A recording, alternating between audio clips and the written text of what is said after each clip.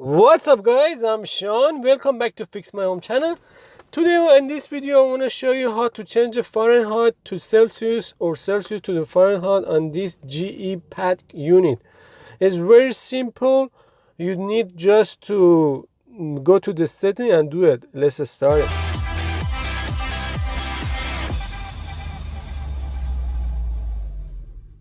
So it's very simple. You just need to know how to get to the setting. You just have to push this mode until you turn off the unit, so you see it's off, and you come here and push this red button. It's called AUX. When you push that, so you're going to setting, and from here you just push the mode button again. You said here is one, and the one is the fan, so we don't need to work on the fan. If you're interested, I'm gonna make another video. Just let me in the comment section.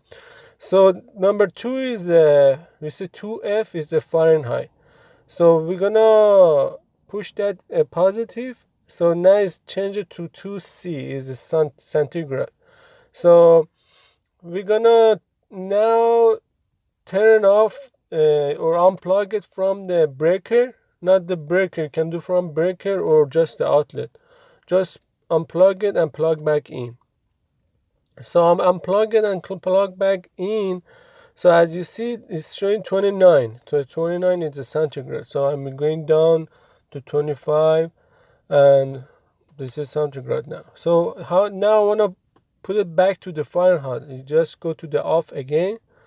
You push the AUX button again.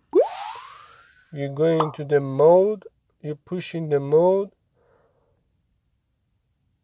and on the mode when you push it again is a fan. The number two, number two, and you push the positive, now the negative. Now you turn it to the Fahrenheit. You unplug it and plug it back in.